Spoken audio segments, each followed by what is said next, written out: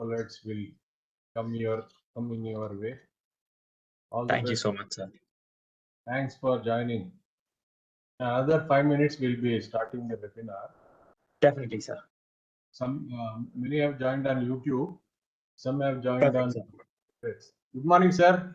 Morning. Very good morning to Dr. Ramesh and very good evening to Dhruv. A very good morning to you, sir. Pleasure meeting Yes. you. It's been a long Yes. time since I've seen you, sir. Yes, same to me also. We are very proud of you, Dhruv. Yes, we are very. Thank you, sir. Means a lot to me, sir. Please visit KSTA when you come to Bangalore. Definitely, sir. I'll be back in Bangalore, back to India in May, sir, and I shall definitely put a visit, sir. I'm there for 4 months, and I shall definitely plan a visit to KSTA. Pleasure to receive you. Thank you so much, sir. Thank you, sir.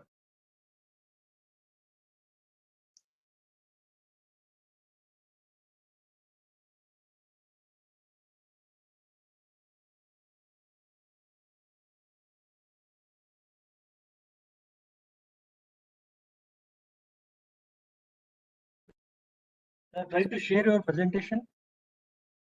I think Just 1 second.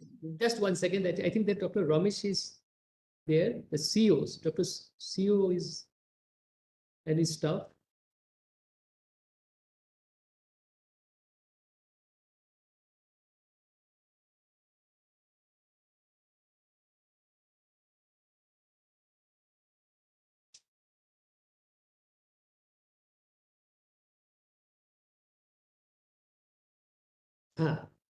Sir, Ramesh sir.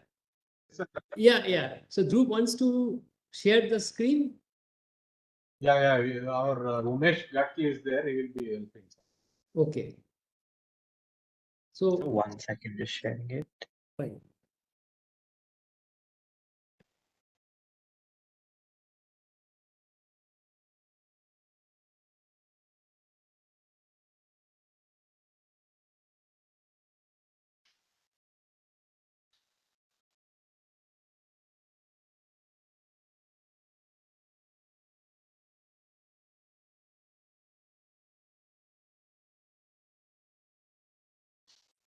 Perfect, sir. Is it visible, sir?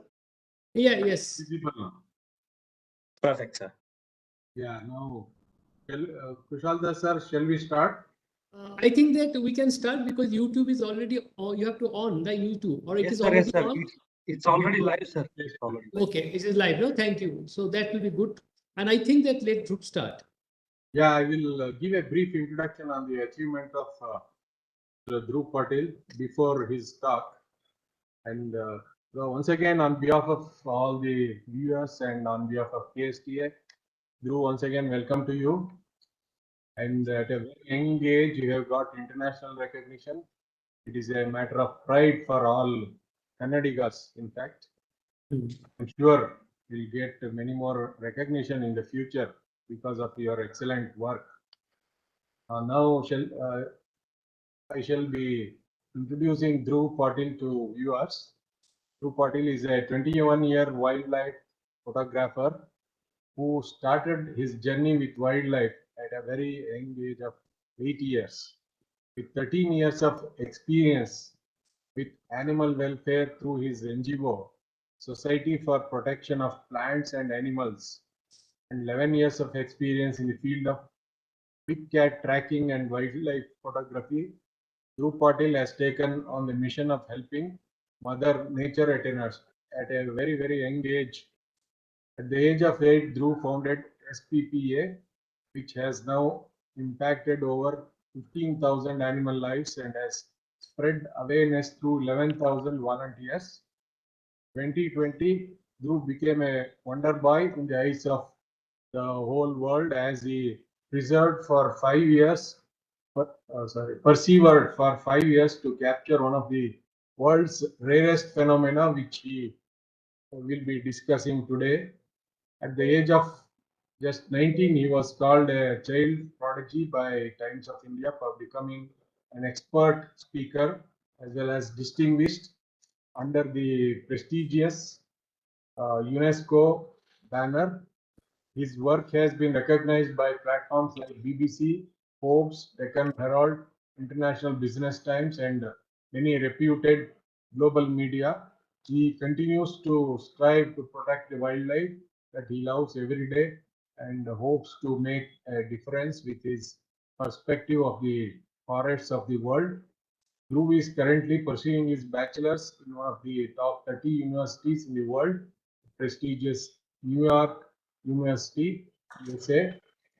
So, with this very brief background, I request Mr. Dhruv to give a talk on Way Through the Woods, a 10 years story from Karnataka to Kenya. With your more than a decade of experience in wildlife photography, I'm sure many of the youngsters who will be listening to your talk will be interested to take up wildlife photography as a career in the coming days. With this, I request you to take over and deliver a talk. Over to you, Mr. Dhruv. Thank you so much, Dr. Ramesh sir, and thank you to the entire KSTA faculty, and thank you again, Dr. Kushaldas sir, for having me and repeatedly giving me this platform where I can voice my experience in terms of wildlife photography. And I would just it feels great to connect with the youth of India, and I don't think there's a better generation to connect with. And it just feels great to be here again and to talk with everyone who's joining in through YouTube and everyone from KSTA. So let me begin. Thank you, Dr. Mesa, for that very kind introduction. And I'm just a boy, with a camera trying to make a difference in the world that we are in today. And so I'll just, give a brief background as to my journey and my talk today. I really wanted to make it different because I've done this with KSTA twice. I've done this with UNESCO, and it's always been about my journey, SPPA. Of course, some of the achievements that we've had at such a short time or at this age is still commendable, even with SPPA. And I will be discussing that. But the main topic that I wanted to discuss today, something that I cherish a lot, is some unique stories from the jungle. So I'll be presenting 5 stories from the jungle and 5 lessons that I have learned, or 5 big takeaways that I have had over this 11-year journey, over this decade of doing wildlife photography. So I'm going to start with a small background of how it all started. So the start, and you see the timeline there. It's years 2011 and 2013, and I was 8 when I started SPPA, where Sankey Tank in Bangalore was my haven for wildlife photography. It started with photographing birds like egrets and cormorants in Bangalore, which at the time were in plenty of number. And now, it's very hard to find them in the cities. And then when you see them in places like Kabini, or when you go to the outskirts, you're like, wow, this used to be there in the city back in the day. So it started with me and a couple of friends in school. And then at the age of 10, this picture that you see right there, in 2013, I first visited Kabini. And that journey and that forest changed my life completely. I fell in love. I found a new haven. I found, when in Bangalore, I used to see 10 species of birds. In Kabini, I used to see hundreds in just, a span of 3 hours. And for a kid who was 10 and who had this craze for birds and seeing these unique colors and unique colors of feathers, the diversity, the different sounds, it was so intriguing that it revolutionized my mind and wanted me to start this journey. And I felt like I was home. I felt like, Rudyard Kipling's Mowgli, and I felt the jungle was my home, and I connected with the animals and the birds there. So a little bit about SPPA. It started as a school club, again, as I said, when I was 8 years old. I rescued a dog, and my friends were along the same line as well. They were rescuing animals, and then we did domestic rescues for over. I think we still do it. We still have a huge volunteer group of 2,000 people. Except back in the day, it was 3 or 4 students who would go around Bangalore, and whichever dog was injured and whatever we could do as kids back in the day, we did domestic rescues for multiple years, and we continue to do so. And in 2015, we adopted animals in Mysore Zoo, where me and my friends, we sold origami craft, the Japanese origami art. We sold paper craft. We made the money, and all the funds that we raised, we went and we adopted animals in Mysore Zoo. We adopted like orphaned animals, like an orphaned elephant, an orphaned leopard, so that we could, give these animals that are orphaned now a new home, a better home in the zoo, and provide for their food, provide for their shelter at the Mysore Zoo. So that's how SPPA started when I was just a kid. And in 2017, my wildlife journey went to the next level, and I rose in terms of my photography game when I got my first Nikon DSLR, the D750, and a 200 500 mm. Up until then, I was using a Nikon point and shoot camera, and I went to Masai Mara, Kenya, which is known as the holy, the holy grail of the wildlife sanctuaries, and that is I went during the Great Migration as well in August, and Africa was this one place that was like a haven to me. It was just incredible seeing such diversity, a different biodiversity, a different landscape, a different topography. And Africa presented so many opportunities for me as a budding photographer who just started out in the field. It was absolutely incredible to go see lions and buffaloes and cheetahs and everything that Africa had to offer with some of the best guides and trackers, and meeting the tribal women, the tribal people of Kenya, the Maasai tribes, and then learning from them on how their culture is and how they connect with the wildlife. It was a very enriching experience.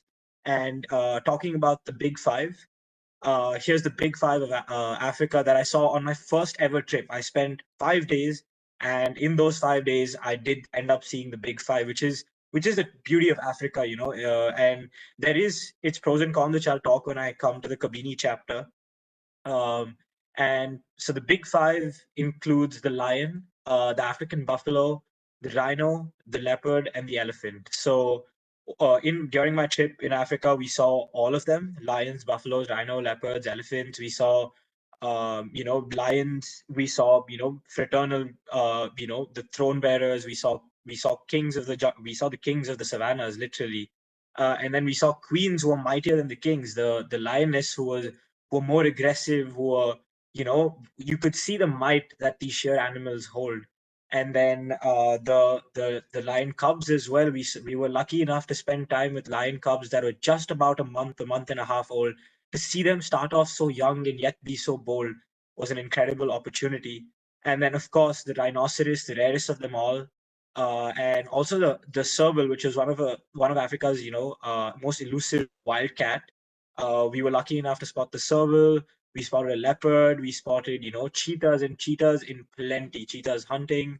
Got incredible portrait shots of cheetahs, and of course the African elephant that are so different from the Asiatic elephant. And just to admire the beauty in a different landscape, and these small differences that these animals hold in terms of behavior, in terms of physical appearance. It was incredible to see the difference that I had seen in India all my life, and then seeing the leopards and elephants in Africa being completely different than how they were in India. And then moving on to one of SPPA's biggest campaigns, I'm just taking you through the chronology right now as my years progressed. So 2017 was Africa, and 2019, SPPA became a registered NGO. We registered with the government of Karnataka, and then once we registered, we had to do something big. SPPA could not remain the school club, and then if we needed to make a bigger difference, we had to aim at a bigger prize. And for us, that was rural awareness. And I think this is something that India and a lot of other countries, require.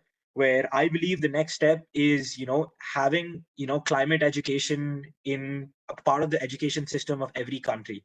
It is so necessary in today's day and age that people learn about climate change, and I feel it is not stressed on enough in the school syllabus that the kids have. And if we do not, teach the kids now, then it'll never make an impact in the head the way it's supposed to. And that was the exact mindset I had when I was 16, and I said, look, this is something that is missing, and I really think this is what needs to be done. So in December 2019, we gathered 4,800 students, 4,800 students in the district of Bijapur and Bagalkot, 4,800 students from 16 different villages across two events. it was one of the largest rural awareness events ever done. And basically, we taught them about what climate change is. Everyone has smartphones nowadays, but even most people who have smartphones, it's not like your Instagram Reels or your Facebook is showing you about climate change and Greta Thunberg all the time. And that is something we needed these kids to learn and understand. And something that we taught them was, what is climate change, what is global warming, and how each of these individuals coming from each of these villages can make a small impact, and how that small impact, if 10 people tell another 10 people, how that ripple effect can be what might be enough to save the world when the time comes. So we taught them the importance of environmental conservation, how important, how urbanization is impacting the planet, because it is eventually the rural population that migrates to the urban cities, and that's when you hear traffic, you hear pollution, you see Delhi as how Delhi is today. And that because of all the multiple factors that we see, even Bangalore is not in the best of urban places right now to live in, because of how much urbanization and expansion has occurred. So we took a pledge together, 4,800 students, and to protect the planet. And the same campaign we did again in August 2023, where just a few months ago, Team SVPA hosted another 900 students, and we taught them again the same agenda of climate change. And this time there's a very interesting video that I showed them that I will be showing later on in the lecture, that relates to the people of Bijapur and the place that I come from at the end of the day. So that's something I really wanted to give back to the people of Bijapur. And I taught them that there's a lot of biodiversity that exists around them that they need to protect. And it starts from the dogs and trees around their locality, around their neighborhood, and that's all it takes. So if they can contribute by feeding the dogs in the village, or just watering a tree during the summer, that can take a huge way forward. And if that compassion builds in the age between the grades of like 5 to 10, then that is all that needs to make a difference. Once that compassion is built, that is their mindset for the rest of their lives. So this is one of SPPA's biggest events, and I think one of my personal biggest achievements, which is rural awareness and bringing awareness about environmental conservation to people who haven't heard much about it.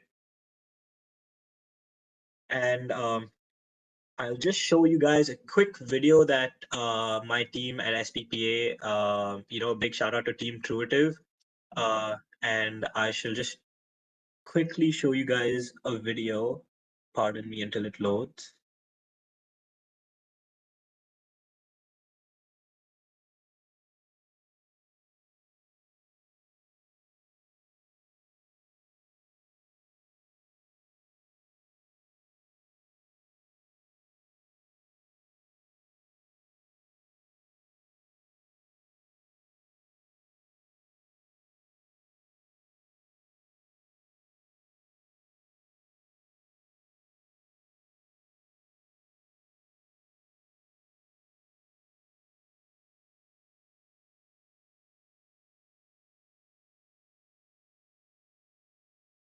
Mr. Umesh, please tell me if this is audible. I'm just playing the video now. It's not audible. It's not audible.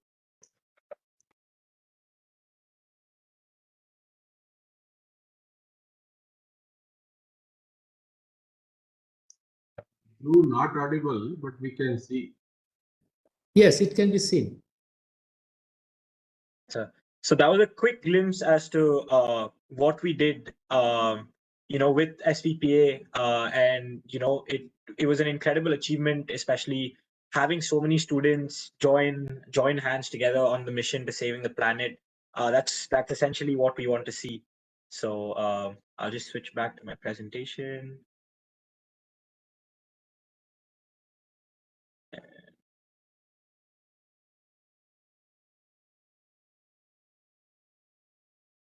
So over the recent days, what has SVPA been up to? So in 2020, during the COVID lockdown, we fed over 6,000 animals across 12 different cities across the world, 10 of them in India, 10 cities in India. We fed over 800 kgs of food, and that made the headlines all over India during the lockdown, because during the lockdown, these stray animals did not have any resource, for food. So that was something we had to, give these animals when they did not have access to food.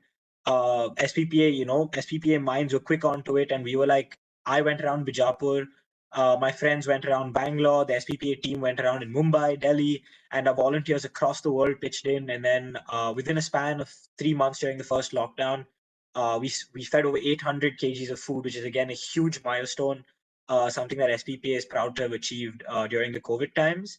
And again, there'll be two more videos that I will be showing you guys.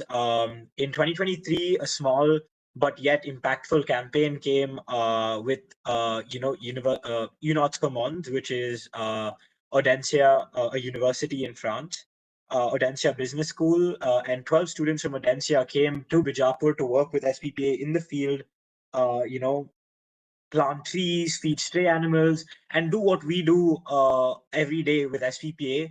But to take that back and spread it, across the world, saying, this is what can be done, and India is not far behind. And even places like Bijapur, when they saw that we had done a 1 crore tree plantation, or 10 million trees, that is, it was an incredible achievement for anyone. It's one of the world's largest deforestation projects that Vriksha Abhiyan Pratishthan and the Karnataka Forest Department have done together. And once they saw the efforts done, they were amazed, because such afforestation projects have not been taken part in the Western world. And it was incredible for them to see that a place like Bijapur is also so advanced in terms of, the afforestation and green initiatives that have been done. So they spent a good 5 days with Team SPPA, and we collaborated, and we fed stray animals. We, saw black bucks in Bijapur, and we also planted trees, over 100 trees in just like 2 days, and with our own hands, all with the 12 people. So that was an incredible achievement. Again, it was featured by Deccan Herald, and Deccan Herald called it a beacon of hope in pursuit of development, and which was again a huge, platform for us to be a part of. And in 2023, one of our most exciting campaigns that SPP has ever gotten involved with is with Mysore Warriors, where we started a campaign called Hit Six, Plant Six, in the Maharaja T20 League, where every time the Mysore Warriors team hit a six in the stadium or in the match, we would plant 6 trees. So we created a social media campaign called Hit Six, Plant Six, and it was a great awareness boost across Karnataka, especially South Karnataka, where in places like Mysore, people really heard what SPPA was, and we got to spend time with the players. The players got involved in tree plantation activities, and again, in terms of spreading awareness, it was a huge boost. And I'll quickly share those videos with you guys as well.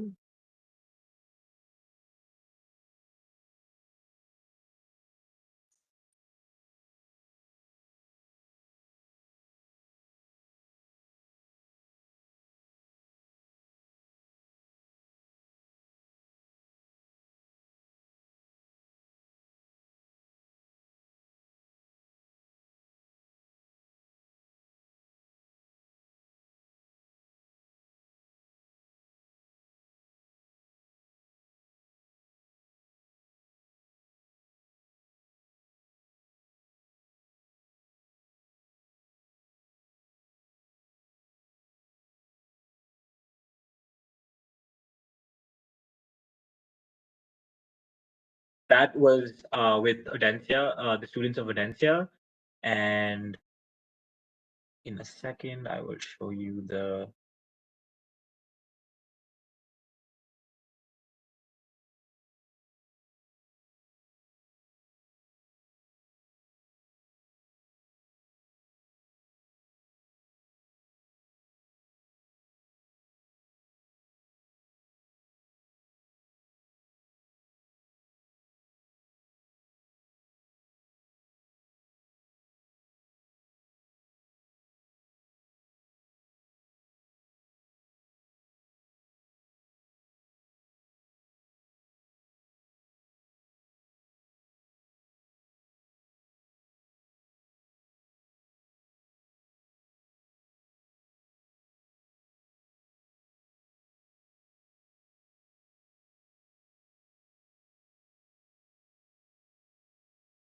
So that was a quick video on Prasidh Krishna, one of Team India's bowlers, who was a part of the Mysore Warriors team, and talking about SPPA's campaign and what we were doing with the Mysore Warriors. So that was a very interesting campaign that SPPA succeeded in 2023.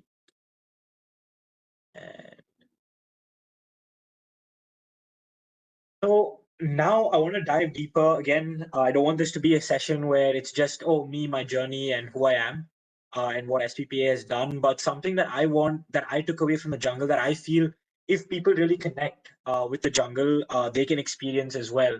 And this is the part that that I cherish the most. And when people talk about my 10-year journey and what I have learned, it is from these individual stories that I have learned my values in life, and that is something that goes beyond just the wildlife photography, goes just beyond my purpose for helping the planet, but it built who I am and the person that I am today, in terms of my characteristics and my persona as well. So we'll begin with, so as Ramesh sir said in my introduction, that I spent 5 years tracking the most elusive animal in the planet, and that animal being, it really it was one of the most tough, but also one of the most rewarding experience of my life, where it was one of the only documented black panther in the world, one of the most photographed and cited black panther in a tourism zone in a forest, and this panther is what made me strive in Kabini and go relentlessly over 5 years. So this is Saya, and and it took me 5 years and over 125 trips to actually see him. And over those 125 trips, there were countless times where we've tried during summers, monsoons, winters, years apart, and there was nothing that whatever we did, we could not find Saya, and that really taught me a very valuable lesson. One, of course, patience pays off, because after 5 years and 125 trips over 9,000 minutes on safari in that one territory, I finally, was able to spot him and, photograph Saya. But, something that along the journey of meeting Saya, I met my mentor, a brother of mine, Shaz Jung, and he told me this quote that I had to add here. I don't know if Shaz is watching or he will watch the video later, but it's that Saya showed you the beauty of all the other things in the forest, and once I cherished the other parts of the forest, Saya finally decided it's time to see him. And that's something that's stuck in my head and engraved in my head as to how the 5 years actually made me appreciate the beauty of the actual forest, how the 5 years made me appreciate everything else apart from the panther, where every time I was in his territory looking for him, I would see other things and find beauty in other ways, and that was something, a very valuable experience, where it's not just the Black Panther, but it's also so much more that Kabini or India has to offer, and just falling in love with Kabini, and I don't think if it was not for this 5 year journey, I don't think that would have happened the same way, and that's something that I owe, to Saya. And of course, the value of perseverance. And perseverance and determination was something that I only know the value of after those 5 years. Whoever's been on those safaris with me, I think Shaz knows it. The drivers in Kabini know it. The managers of JLR know it. And I think my mother knows it the best.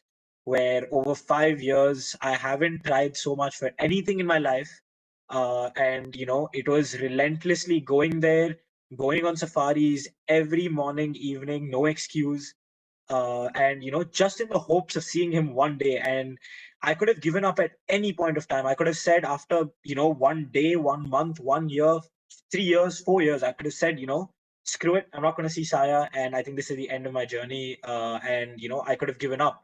But I think the perseverance and determination, it was fueled by the forest itself. There was that love for Kabini that fueled it, and there was also the fact that this 5 years of waiting, the reward was so much higher when I finally saw him, that that experience is unmatched, where my legs were shivering. I still get chills down my spine to this day when I see this picture where, you know, his territory was Kaimara, Baraballe, and Bisalwadi. I've explained this in my previous talks as well.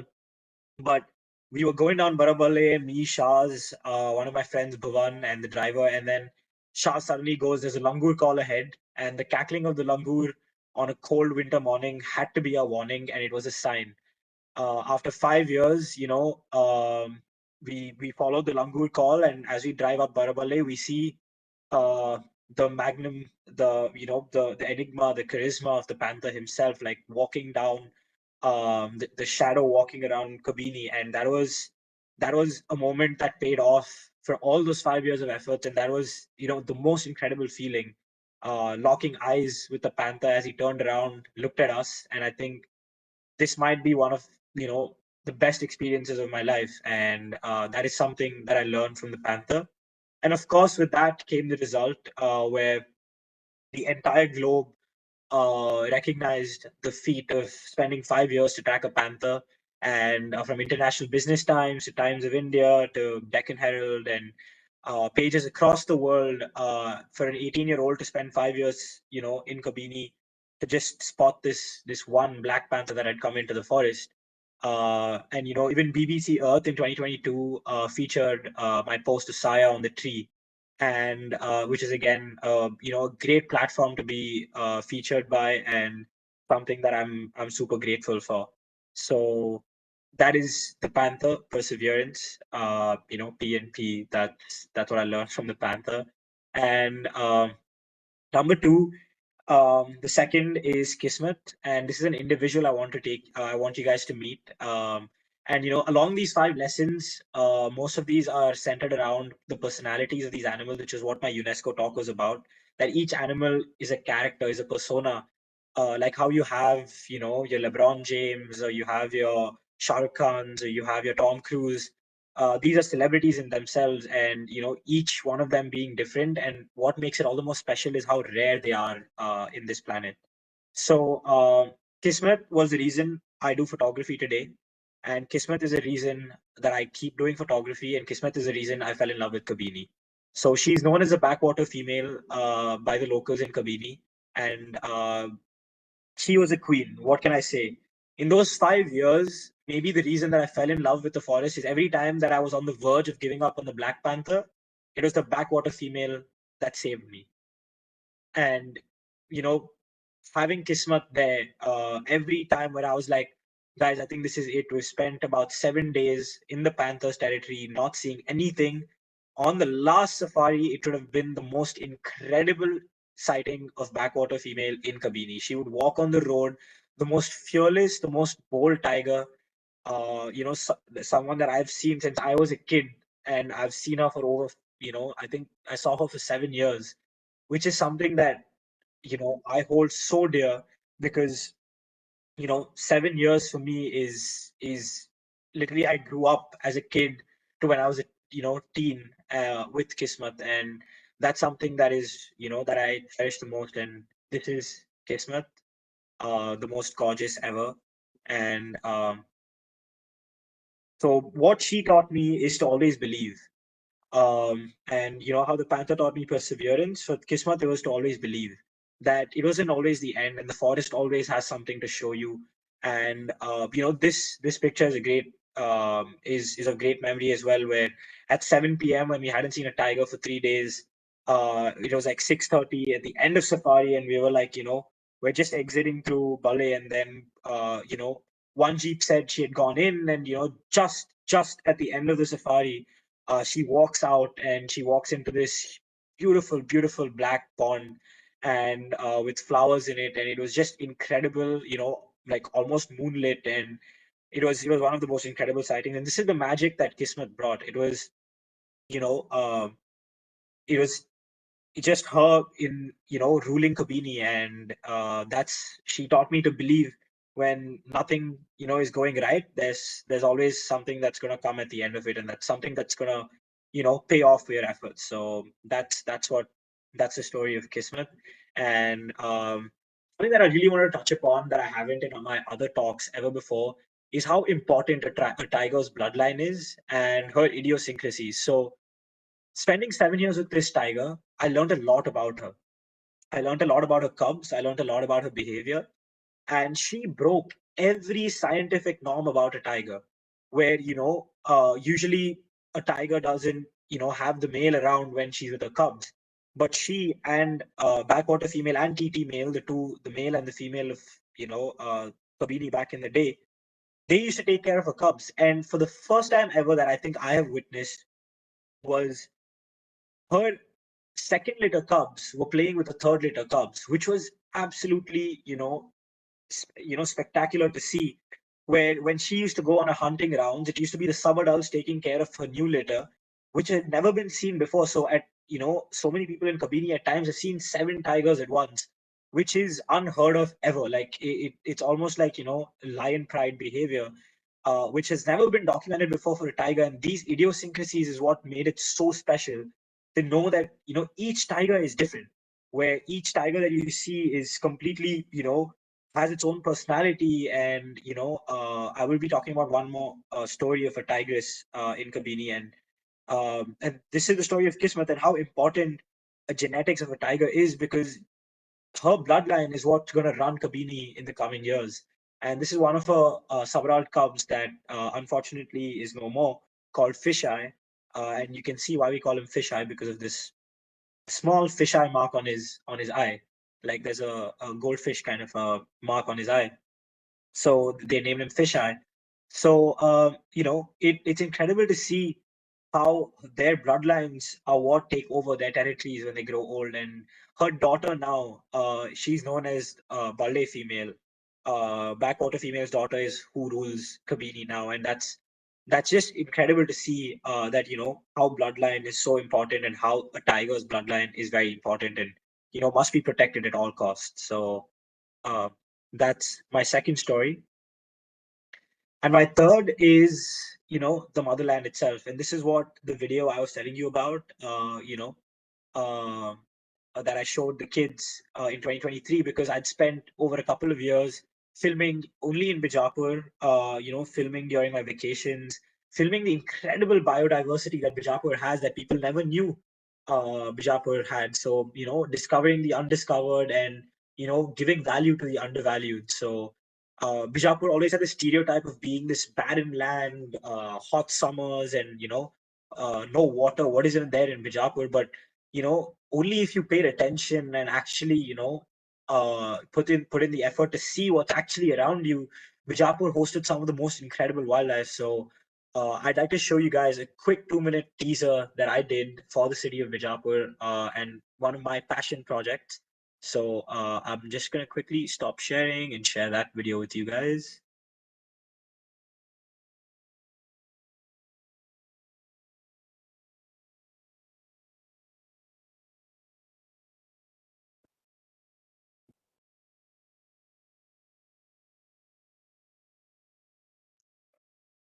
Hello,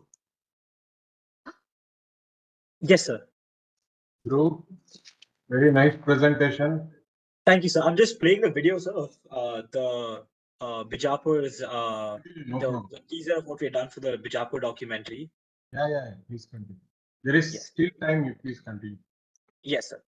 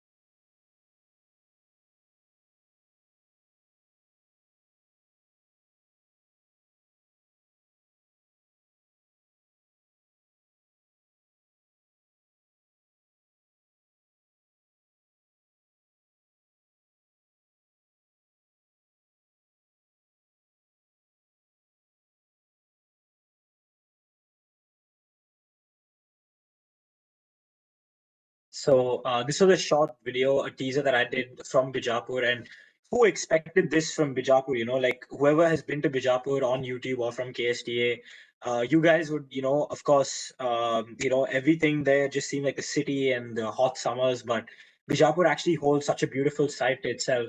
And so that's my third lesson, which I'm just going to share back to my presentation. And you know, before again, as before, like I continue with the presentation, if any of you guys have any questions about photography, about whatever you know SVPA does, or in the lessons itself, please you know post them in the comments, and you know I'd love to answer them towards the end of the talk, and I won't bore you guys. I will try to go through it as fast as I can and you know answer as many questions as I can as well. So that's I think the main agenda that I want to do as well. Connect with as many people as I can today. So quickly taking you through, you guys saw the black bucks, which is a Schedule 1 endangered species found in Bijapur with hundreds in number. And you know something that SPPA proposed to do is build a community reserve with the Forest Department of Karnataka to actually protect these black bucks, you know, from you know either poaching or mainly road accidents, because they're so close proximity to the highways, and also to help the farmers themselves, as all the crops that they grow would get destroyed as the black bucks would get chased by feral dogs. So that's something we had spoken. And flamingos, which were a huge topic for rural awareness, as a lot of these rural kids needed to understand that flamingos are not birds that destroy crops, and they used to put reflectors to you know distract these flamingos.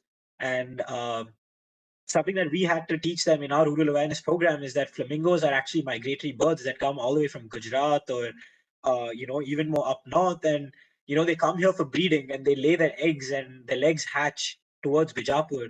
So you know I think I just see a question about which season do you see flamingos in Bijapur. So they fly in during November, December, during the winter months post monsoons, and they're here up until May as they breed in March and April. And once the eggs hatch, they take their offsprings and they head back up north. So um, you know that's something that you know that's something Bijapur hosts, which are migratory birds in such plenty number. By the way, it's like 2,000, 3,000, 5,000 flamingos, and sometimes 15, 20,000 flamingos, which is incredible to witness. It's like a sea of pink, an endless sea of pink that you just see, which is you know incredibly gorgeous to witness. And also flycatchers, one of my favorite bird species. Again, migratory. They come all the way from Eastern Europe. They come to India, and they're some of the prettiest birds in India. And Bijapur, in fact, is home to these. And you know, this is something every person in the city should keep an eye out for, as these birds can be around your garden, and it is such a treat to even witness them. So you know, Bijapur hosts these as well. And the result again, I think for me, the value that I learned from Bijapur is how much paying attention to your own motherland, to your own neighborhood, to your own place that you grew up in. You know, from my grandmother's house to Bijapur is a place that I hold very dear to my heart.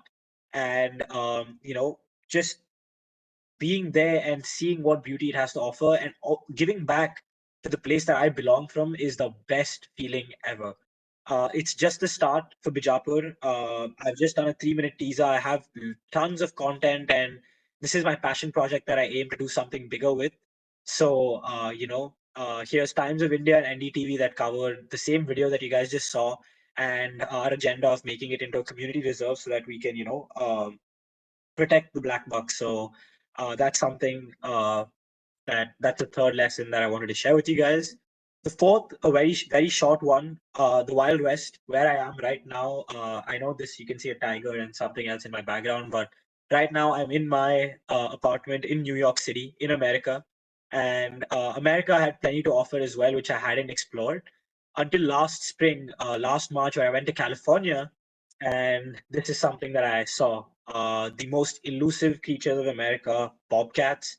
Of course, there's mountain lions that are more elusive, but to witness these small, cute, yet, you know, the most elusive and fearsome cats, where I spent 3 days, you know, tracking them on foot, where I was like 10, 20 feet away from them, where I was with these expert photographers who work for like some very big conservation societies. And I was lucky enough to meet them, and they guided me where they taught me the behavior of the cat, where a bobcat you need to get comfortable with. And something that I learned here with the bobcats was how you need to let the animal get comfortable with you, and it's not the other way around. Even though the animal might be ferocious, it's a bobcat, the animal has to get comfortable with you and not the other way around. So giving it its space, and actually, once you gave it enough space and once it got comfortable with you around it, then it would hunt 10, 20 feet away from you, and which is such an incredible thing to witness, where, and it's such an incredible landscape in Northern California, where where there was mountains and, the blue sea right behind, and bobcats on like grasslands hunting. And, that's something that, I was grateful to witness, and the lesson learned being giving an animal its space and always maintaining a distance, as the bad reputation that wildlife photographers get, for, destroying an animal's, peace. That must not be done. Always respecting, giving distance is a lesson that I've learned since I was a child, because your whole purpose of doing wildlife photography is to spread stories and how to help wildlife. And when you go beyond, and when you harm the wildlife space, then you're doing the contrary of that. So this is something I saw in America, and of course, the urban jungle where I am right now, the great New York City, which is definitely great in some ways and not great in some ways. But one lesson that I learned going from a place like Kabini to a place like New York, the most incredible natural jungle to the most dense urban jungle, were one of the biggest contrasts of my life. Like, most contrasting experience, where I was in the greens and then now I'm in between the grays. So and something that I learned, or like, like to associate this with, is the adaptability of a leopard. Where, being like a leopard, there's no animal that is as elusive yet as adaptable as a leopard. You see leopards in Mumbai, and you see leopards in Kabini, and you see leopards in Africa. Leopards are everywhere, and leopards, are in Bijapur as well, which is such an incredible, what's such a bizarre thing for me to even say, which is, how can, leopards be in Bijapur? So, for me, it was like almost me imitating a leopard, where I went from like the most dense jungles of India to the most dense urban jungle in America, which is New York City. And of course, New York University, an incredible university with incredible resources and an incredible, faculty as well, that I have learned a lot from, that I will be applying in my future life. So that's something that, America brings, and America has taught me. And now to my final lesson, the fifth, but the most important, that is very recent as well. This is something that I only discussed with a few journalists that had reached out to me in December. And this is a story that I shall tell for the rest of my life. And this is a story of why I do what I do. So, Mugge female, for context, she's a tiger in Kabini. So, the story comes from December 2023.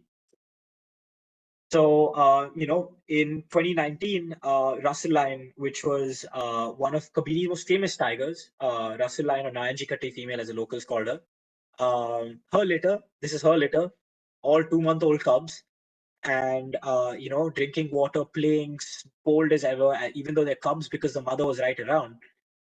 This is Russell Lion and all the 3 cubs. One of my favorite photographs that I've ever clicked, that my lens has ever seen so far. And it was such an incredible experience to see 2-month-old cubs interacting with their mother. And something incredible happened, where this cub that you see, the bold one, always sticking out, snarling, the bold cub, traits remained. And this is her in 2022, where I, literally in front of my eyes witnessed her, in front of my lens witnessed her grow. My camera witnessed her grow, where, she became like her mother after her mother passed, unfortunately, due to, again, man-animal conflict, where she was killed by a snare trap. Which is why, again, importance of, rural awareness is so important, because a snare trap set for wild boar killed a tiger. So, and this is a story of how she took over her mother's territory, and such an incredible tigress. Like, how to see her, that bold as a cub, to now see her rule the territory that her mother ruled, was an incredible feeling. And it like always, the boldest, always giving us a show whenever we were in Kabini, always giving me, some of the best sightings I've had of a tiger until December 2023, where it was one of the most emotional moments for me as a wildlife photographer.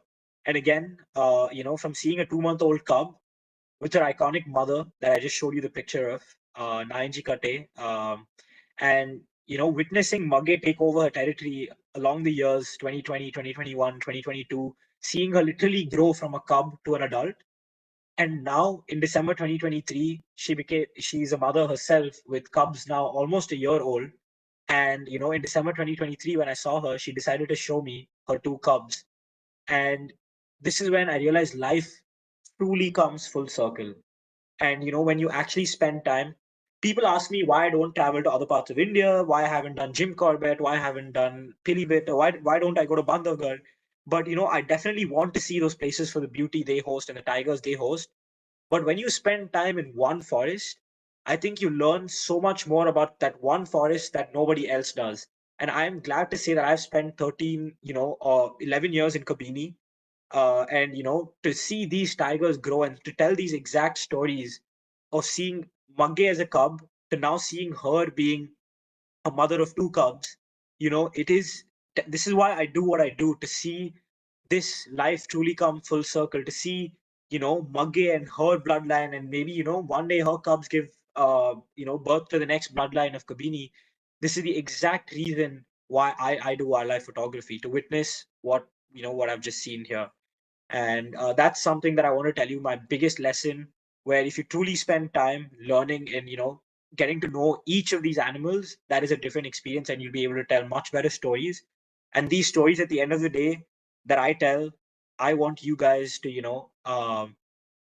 derive the compassion that I have, maybe share 1% of what I have through my lens. And, if you guys, ever get a chance to visit me in Kabini or come to Kabini just to see these animals, I hope that you guys fall in love as well. And once you fall in love with the jungle, you'll understand why it is so important to protect it and how rare these animals truly are. So, a little bit more about just what I've done over the past, just a couple more slides before I end and take some questions. Again, thank you to Kushal Das sir and Dr. Ramesh sir, who was also part of this, but a big thank you to Professor Kushal Das, who, gave me the opportunity to be a part of UNESCO in 2022, where as a 19-year-old, being able to give a talk to UNESCO panelists that were all pioneers and seniors in the field, and to be this young wildlife photographer who just does nothing but tell stories with his camera, to be amidst scientists and professors in the field of science, who hold some of the utmost respect in all across the world, from Brazil, Venezuela, and every part of the world that you can imagine, Egypt. And such an incredible part to even be a part of that panel, to be mentioned with that panel, but to give a talk was something that was incredible. And here's a feature of Times of India, and being a distinguished lecturer as well as a distinguished guest for the panel was something that I'm so honored by, and I'd like to thank Kushal Das sir for that. And finally, coming to the most recent features, which again Dr. Ramesh mentioned at the beginning, was being featured by Forbes that came in on World Wildlife Day, where I was headline, where my article, where a journalist wrote about me and my journey through Kabini for World Wildlife Day. And it became the headlines on Forbes India, and that's a huge platform for me to be a part of. And the week last year, also wrote an article about what I plan to do in my future, why I'm in New York, and what I plan to do when I'm back home in India. So I'd like to end my lecture by just briefly stating my purpose. The reason why I do what I do is because there's not a lot of 21-year-olds out there who have 11 years of experience in the field of big cat tracking and wildlife. And to have this head start and to have this opportunity of being in these jungles, I'd like to thank my parents, because without them I don't think I would have been in the forest. And I'd like to thank people like Shahs that I've met over my life, over time, that who have taught me everything about the jungle and who I've learned with alongside, and had the opportunity to work alongside as well.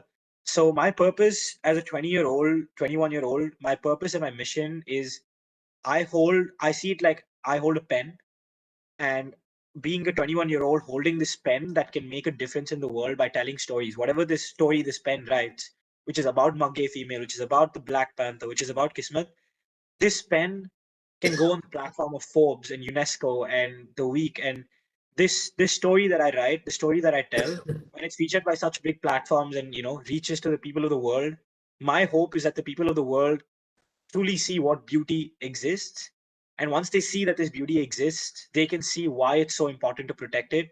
And my mission is to convince my next generation and my generation to join hands with me to really see what matters, how rare tigers are, how, 3,000 in the wild and growing, which is a good thing, but also how scarce forests are to host 3,000 tigers. We need bigger forests if we want to host more tigers. And, all of these issues that come through, and global warming and climate change, and how my generation and the next needs to take part with me. And I feel my purpose is bringing the youth together on this mission to save the planet. So starting my first announcement is going to be with KSTA. Next This announcement is going to come in a few weeks, and it'll come in a bigger sense. But today I just wanted to use this opportunity to say that I am hosting Safari starting May 2024. My website is going to be launched soon, dhruvpatil.com, where you can book safaris with me starting this May in Kabini. And this is something that I'm excited for. This is what I've been doing my whole life. And now to share this experience firsthand with the people is something that I'm very, very excited with as my next chapter. So, Professor Dr. Das, do we have Dr. Ramesh? Do we have 2 minutes to show one quick video of how a safari with me will look like? Yeah, Dr. Ramesh, just give 2 minutes time. No problem. Yeah. Please go ahead. Please go ahead. Thank you, sir. 1 second. So I'm just going to get the video. It is a very it's a big file, sir. So I'm just trying to open it. So just give me 1 minute.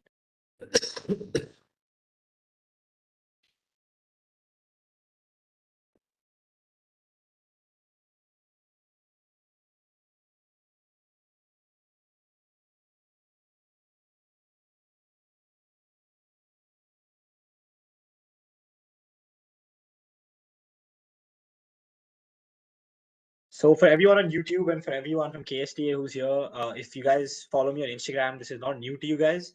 But if you guys don't, for all the new people that that are going to be watching this, and for all the people who haven't been on Safari with me, which is a lot of people, this is how an ideal Safari with me in Kabini looks like.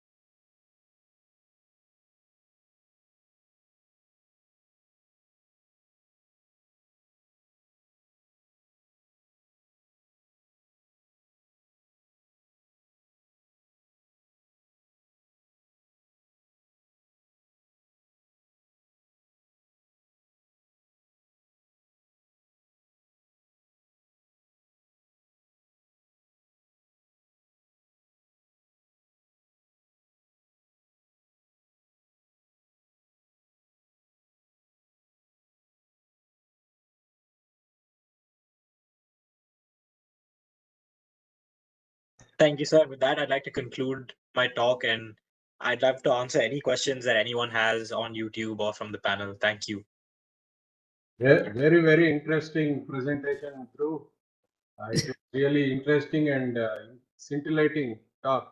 I'm sure many of the youngsters who watch this talk will certainly follow your foot, whatever way you have read.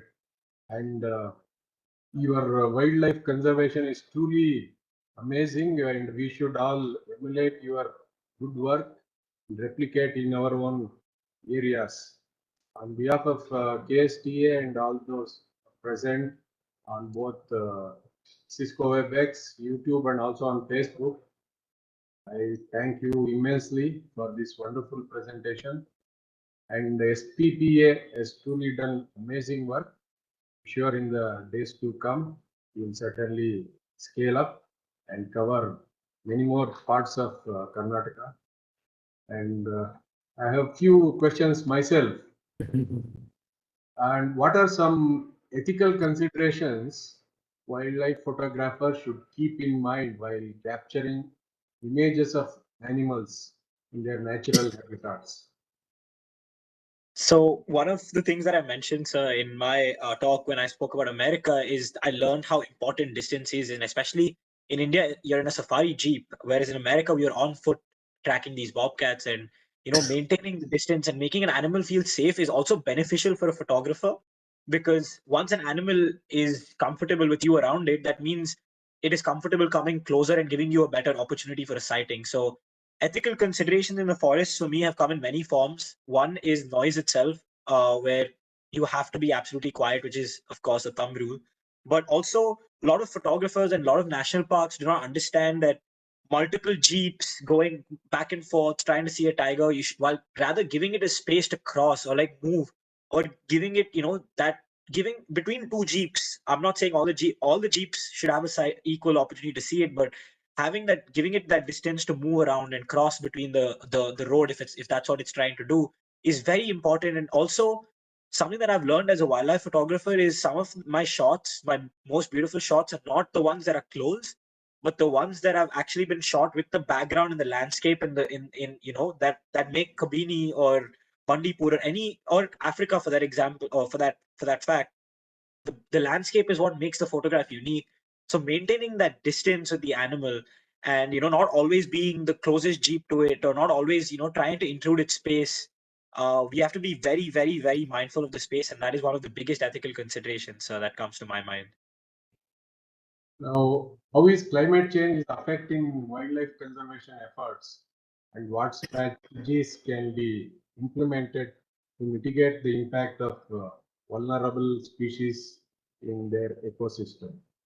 So, I mean, something that comes to my mind right now is how India has had no monsoons, how summer has come so early, where this time in January the forests were dry. I was in Bandipur and Kabini during the month of January, sir, and Kabini is never that dry in January, and to see it already yellow in the month of January was just heartbreaking, because that means that there's going to be less water in the water holes.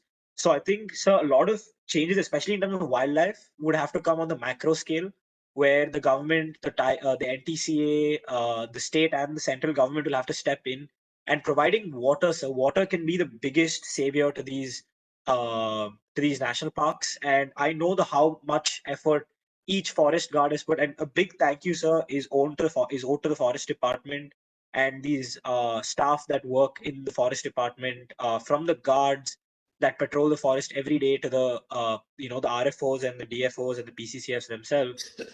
It's incredible how much effort they put into making the fire lines to avoid forest fires, which are the biggest threat to national parks in India. And providing water supplies, so it can be either through tankers or pipelines of bringing water from one place to another. But having water in water holes is very important for prey to survive, sir. And only if prey survives will predator survive. So that's, I think, very important, sir. And one more last question. We hear a lot about human-animal conflict, always in the areas where the habitats overlap. In your, what can you suggest to overcome this animal-human conflict. So this is where SVPA has to step in, sir. This is where I think my expertise should lie, and this is where I think the concern of everyone should lie.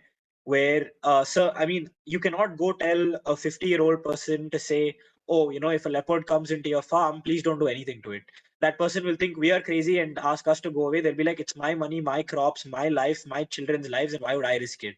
But sir, I think the biggest thing that I have seen, and I've been working with the forest department as well, which we've only executed in Bijapur so far, but the plan is to expand across Karnataka, is rural awareness, sir. Like creating dialogue with these villagers, and dialogue not with the adults, but rather starting with the kids, sir, because it is these kids who are now in 3rd grade, 5th grade, 10th grade that are going to become the same adults who take over their families' properties and farms and all the properties that come within around the whole national park limits.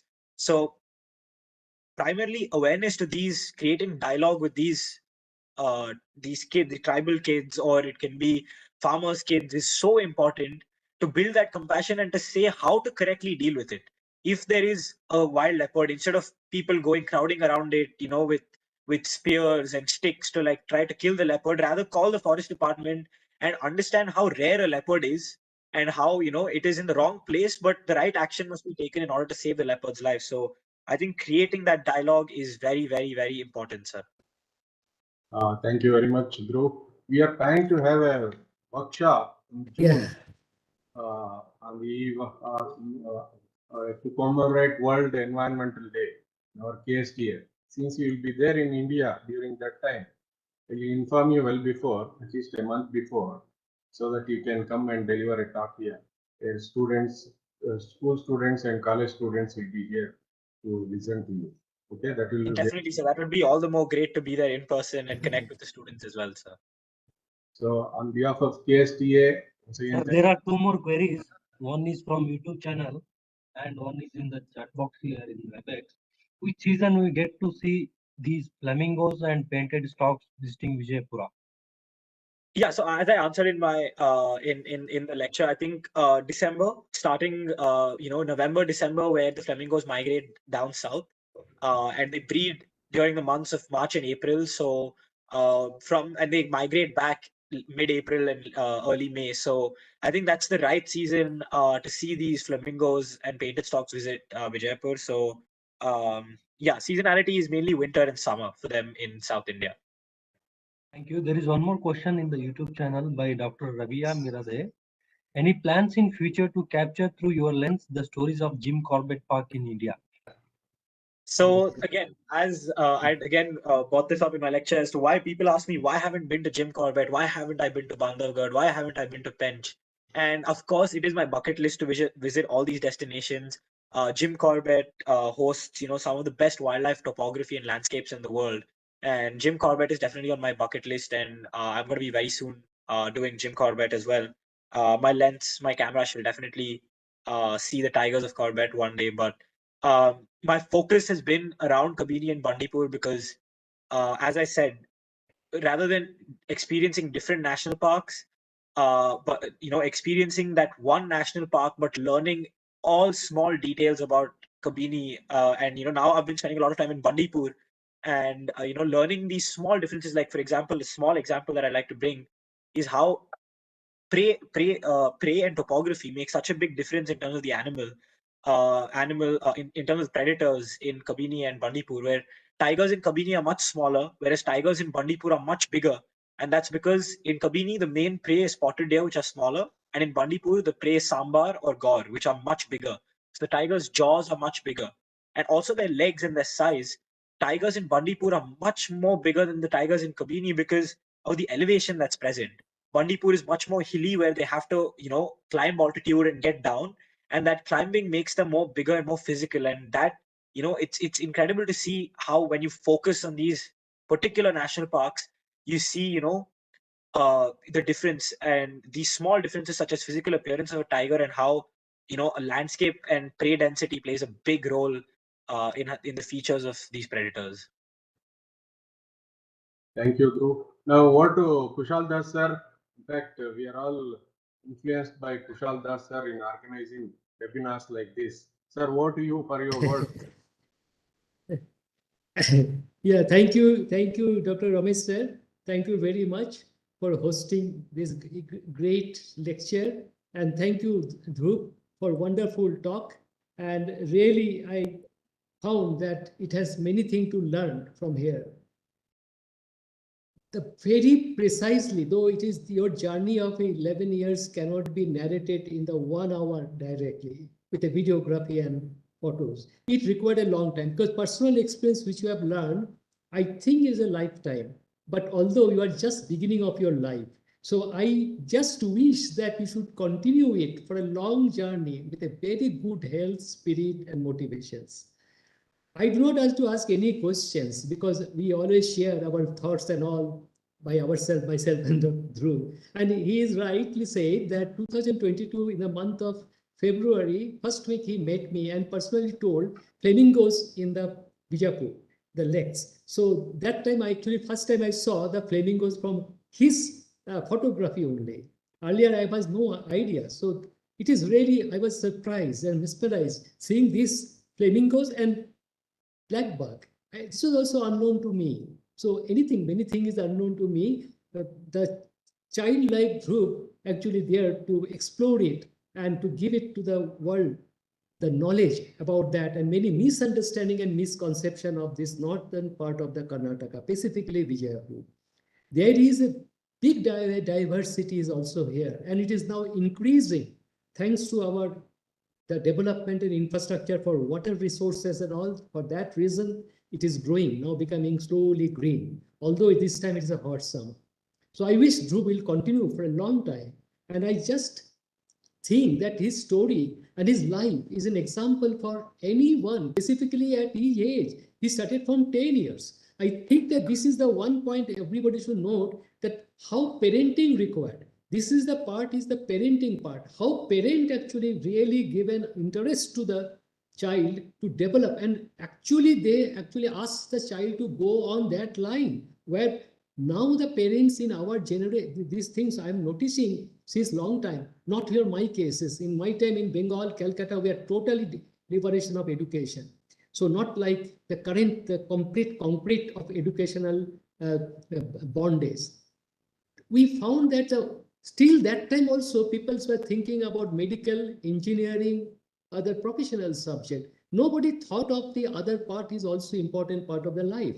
And thanks to Dhruv's parents to encouraging that thing, and I specifically giving thanks to Dhruv's mother. I personally know her, how she spent give time with the boy when he was a very small child to this stage, continuously parenting for loving and passion to other, each of the small animal to the big animal. This is not comes to one day. Dhruv probably could not able to explain in that way that how his life is influenced by understanding from the child. He is trying to tell all what exactly he has seen to the other young boys and young youth, and also the human other parts, to make their motivation and spirit in that level. But definitely, he correctly mentioned that his mom has a great role. I fully agree with that. This is one part I really appreciate. And I wish Dhruv would be great success. Achievement and all the awards are very small time. It has no meaning until the passion is focused. His passion focused currently only on the Kabini and his surrounding area is clearly shows how he focused to his objective to see a life cycle which is narrated in a very precise and a brilliant way. A life cycles of each of the animal by whom he actually addressed by name. So to knowing an animal specifically, tracing them for long 10 years is not a matter of, and seeing a complete cycle of a life, I think far greater than other travel adventurer, travel blogger to go any jungle place and go on visiting the jungle without having any inner core of meaning. There is no science. His word has a science, completely science. I thank you very much, Dhruv, for excellent talk. I'm proud of you, and definitely you will go long. You just stay blessed. That is the last of my word. And I request here Dr. Ramesh said to allow Dr. Murgesh Patan Shetty, who is one of the great environmentalists, nature lover, and also a great mentor of Dhruv Patil to speak a few words. Dr. Murugesh? Murugesh, Dr. Prasanna, Mr. Ranjit, anybody can speak. Yeah. Murugesh, sir. Sir, hello, sir. It's been long time, I think. Yes, sir. Give me 1 minute of time, so I'll settle out. I was on way. It was a good presentation by Dhruv. Hope I'm audible, Yes, sir, you are audible. sir.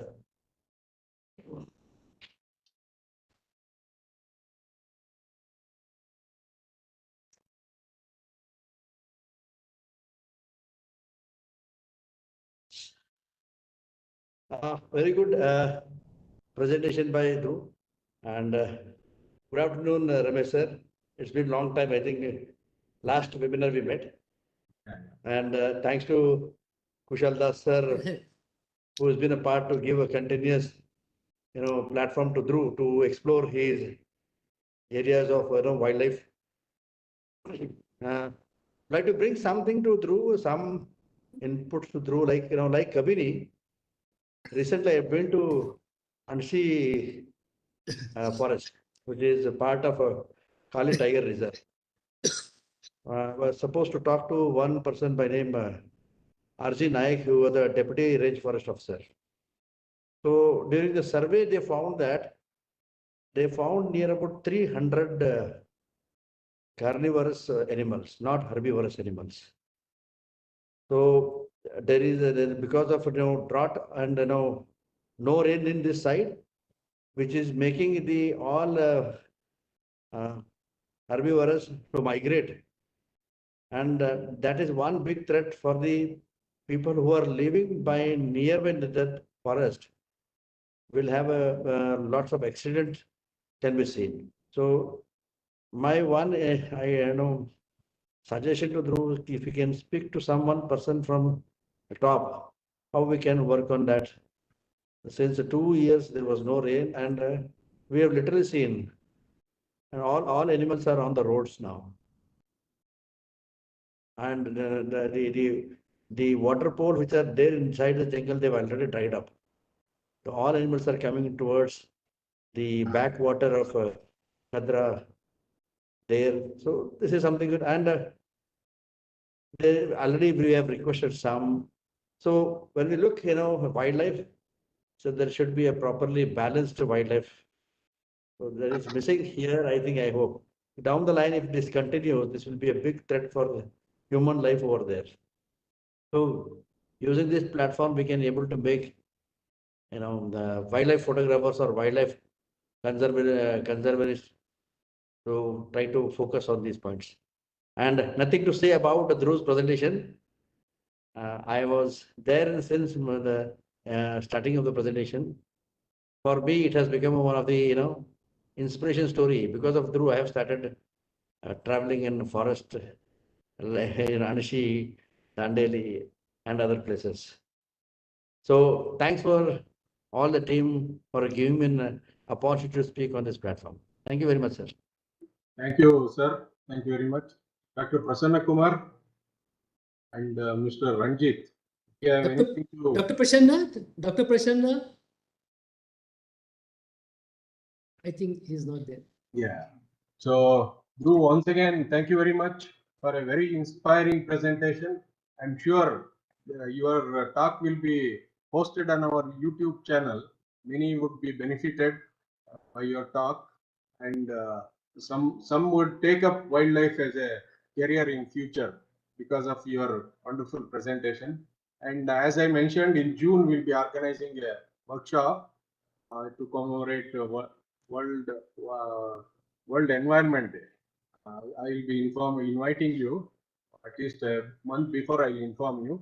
Please make it convenient to be here in KST and deliver your talk. Many students will be here. They will certainly enjoy your presentation as well as amazing photographs that you have taken. All the best. God bless you in your career and endeavor. Thank you very much. Thank you so much, sir, and thank you again for your kind words, Dr. Thank Ramesh you. and Thank Shavdas, you. sir. Thank you so much. And yeah, looking forward to seeing KSD in person in June, sir. Yes. I also thank Kushal Das sir and Kesh Patanashetty sir for joining. Also Prasanna Kumar, Ranjit and other senior faculty who have joined for this talk. I'm sure some have joined on YouTube. They will propagate the information to their own students and faculty. They will be watching your presentation on YouTube the coming days. Once again, thank you very much. Thank you.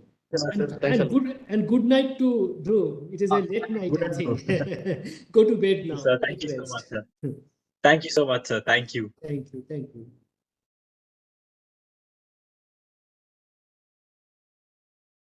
Okay.